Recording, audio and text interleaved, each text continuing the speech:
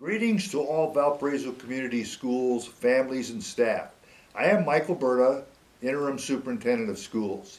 For the next few moments, I'm going to summarize the Valparaiso plan for our schools to return to brick and mortar in-person learning, as well as the option of remote learning as we learn to live in a COVID environment. The Valparaiso Community School Reopening Plan is designed to accomplish three outcomes. First, the plan is designed to maintain a safe and healthy school environment. No one wants to be sick, and you will read of actions throughout the plan to keep staff and students healthy. New habits and procedures are necessary, and all need to be responsible for taking the appropriate actions in the plan. Second, the plan is designed to monitor the prevalence of COVID-19 in our community and take appropriate actions in the schools. We educators have worked closely with medical personnel to develop the plan utilizing the knowledge and guidance of the Indiana Department of Health, the Porter County Department of Health, the Center for Disease Control, and multiple health-based resources, as well as the State of Indiana documents and legal counsel. As we monitor the prevalence of COVID-19, the plan is designed to transition between actions to maintain the healthy and safe teaching and learning environment we desire. Third, the Valparaiso Community School Reopening Plan is designed to offer in-person teaching and learning experiences which I believe are essential to our democracy. Schools are places where people come together in pursuit of knowledge. Reading, writing, the arts, and mathematics are just a few of the important academic offerings in schools. However, schools are also places where people come together to learn about one another, from one another, and thus learn about themselves. Most humans have need to interact with others and develop relationships with other people. I often ask people, what do you remember most about your years in school?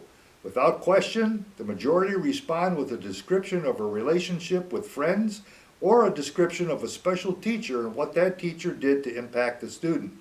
Finally, the Valparaiso Parent Staff Survey completed weeks ago produced a message of the strong desire to return to a face-to-face learning environment, with 42.4% of respondents scoring a 5, 19.8% of respondents scoring a 4, and 21.8% of respondents scoring a 3, for a total of 84% of the respondents supporting a return to in-person learning with precautions in place.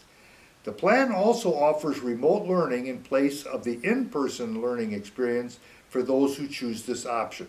In summary, the Valparaiso Community School Plan is designed to maintain health and safety, monitor the prevalence of COVID-19 and take appropriate action, and reopen these special places we call schools so relationships can flourish again.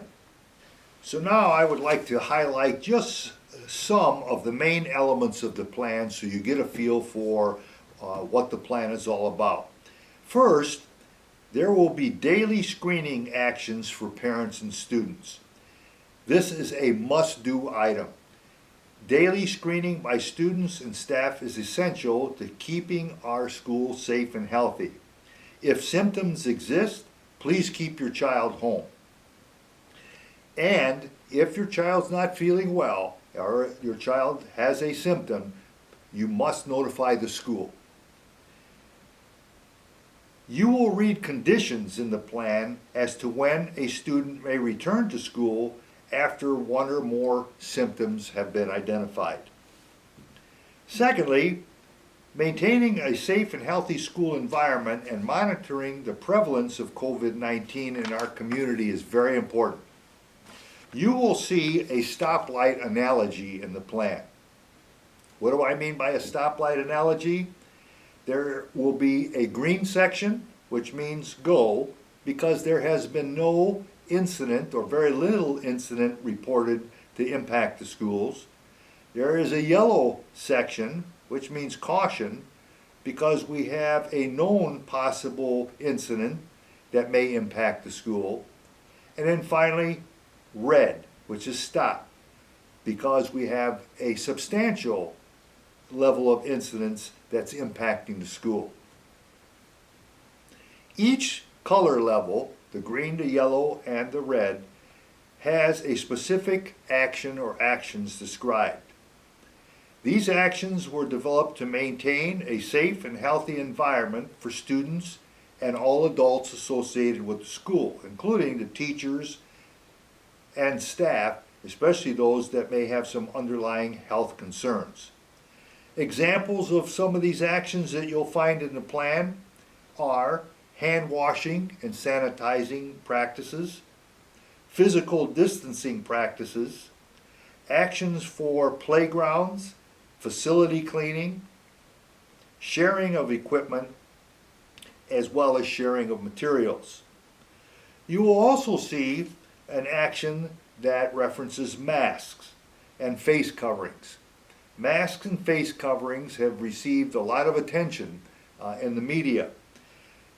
In our plan, as an example in terms of face coverings and masks, in the green, we are recommending that face coverings and masks are worn by students and staff at all times. When all students in a classroom are facing the same direction, the mask is not required, as long as everyone is physically distanced. However, if we were to move to yellow in terms of the possibility of incidents of COVID impacting the school, face coverings and masks would be required at all times. In the green section, when physical distancing cannot be maintained, and what does that mean? In a crowded hallway, on a school bus, or during instructional sessions where students and staff are working closely together, masks will be required. Once again, if because of a move to a yellow or cautious section of our plan, masks would be required at all times. In terms of transportation, a third topic, parents are encouraged to transport their children to and from school if at all possible. Obviously, that will reduce the number of students on the school bus. In addition, please know that buses will be sanitized and cleaned after every route. Drivers and students will be required to wear face masks when physical distancing cannot be maintained on the school bus. School meals. During cafeteria, lunchtime, and other feeding times during the day, many actions are required. We are not done with our work on providing school meals yet. This is a very challenging section, and it is a work in progress, so we will keep all of you apprised as to what actions that we'll be deploying at each one of our buildings in terms of feeding children during the noon hour or at breakfast time at the schools. In addition to these main highlights and actions associated with them, please know the following. In the plan, volunteers and visitors will not be permitted into schools unless absolutely necessary. Students must purchase and bring their own masks to school every day. The schools will purchase masks to provide to students who lose or damage their masks that day. So we will have supplies to give students that have something happen to their own mask. Assigned seating is essential. No longer will students be permitted to sit anywhere they want. And that's essential with the public health officials so that in the event we do have an incident of COVID, we're better able to track where students have been during that day. Water fountains in the buildings will be shut off, and students are invited to bring their own refillable water bottles. We are pursuing the retrofitting of water stations with a mechanism where students can simply put their bottle under and automatically dispense water into the bottle. Also, perfect attendance recognition will be discontinued for 2020-21, recognizing that we may have students that will need to be absent because of symptoms that may occur. And please know we will have plenty of soap and sanitizing material present throughout the school facilities. The plan is designed to be direct and to the point. The plan is attached for your review and reference. We welcome your questions and comments regarding the plan, which you can do by utilizing the prompts.